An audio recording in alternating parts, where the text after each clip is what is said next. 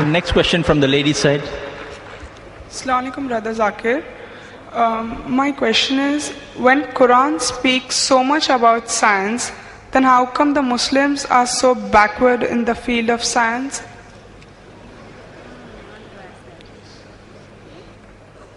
The sister posed the question that when Quran speaks so much about science, how come the Muslims are backward?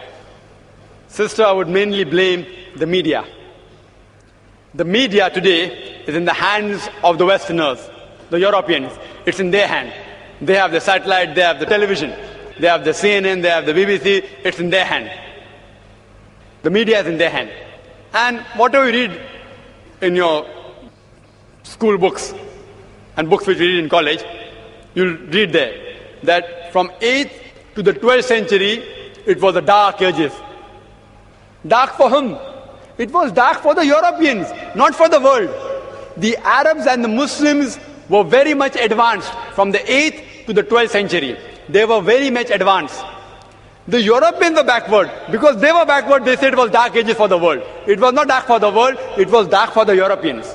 With the limited instruments and technology what we had from 8th to 12th century, what discoveries the Muslim scientists have made, it's unbelievable. Today, because science is advanced, we are making so many discoveries.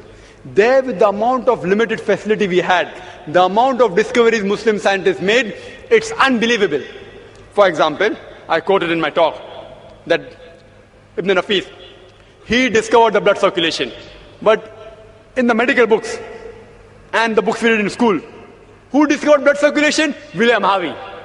Everyone knows William Harvey, no one knows about Ibn Nafis. Ibn Nafis spoke about blood circulation 400 years before.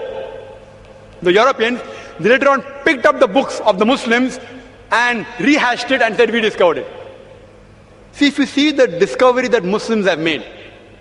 For example, if you know Al-Idrisi, in 1154, he drew the first map of Mediterranean, the geography of the world. First. Mathematics.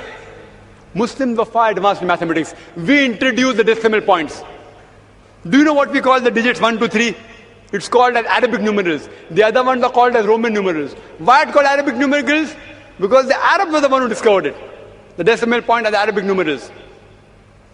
The person who first proved the Pythagoras theorem, he was Al-Tusi. We know about the Pythagoras theorem, but we don't know about Al-Tusi.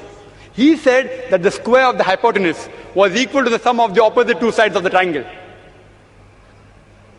Al-Biruni, he was an authority in trigonometry. All these people, they were experts. If you know of Al-Kindi, Al-Kindi, he was a philosopher, a mathematician, an astronomer.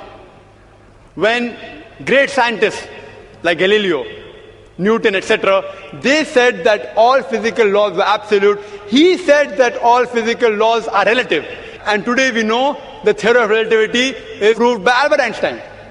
No one knows about Al-Kindi. He was the person who basically gave the idea of theory of relativity. Later on, he did more research and talked about theory of relativity.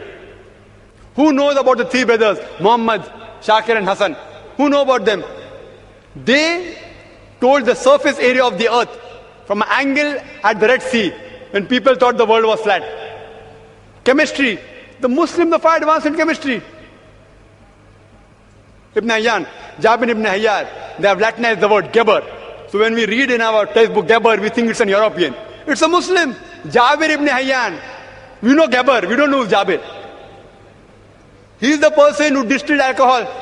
Alcohol comes from the Arabic word al-ghul, meaning ghost, evil spirit. Alkali is an Arabic word. He wrote 2,000 different pages only on chemistry. Muhammad Zakaria Razi, he was famous in medicine. He was authority on the field of smallpox and measles. He was the first person who used mercury ointment. He wrote books on children's disease. There are several Muslims, and Ali ibn Abbas, he wrote 20 volumes on medicine. Ali ibn Sina, known as Avicenna. Avicenna, it doesn't sound Muslim. Ali ibn Sina are Muslim. Avicenna not Muslim. Who got the title of Aristotle of the East. He wrote the book Qanun, which was referred as a textbook of medicine till as late as 17th century. Who knows Ibn Zuhur? He was the person after Alexander who did research on parasitology. He described the H. mite, the pericarditis, he described the otitis media, he did tracheostomy. Several medical doctors, Al-Zaharwi. Al-Zaharwi was a famous dentist as well as surgeon as well as obstetrician. He invented several instruments of surgery, gynecology, as well as dentistry.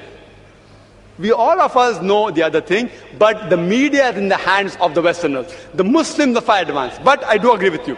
Today, the Muslims are getting backward in science. You know why? The Europeans are being advanced. You know why? The Muslims are becoming backward because we are going away from the Holy Quran. We are going away from the religion. And do you know why the Europeans are getting advanced?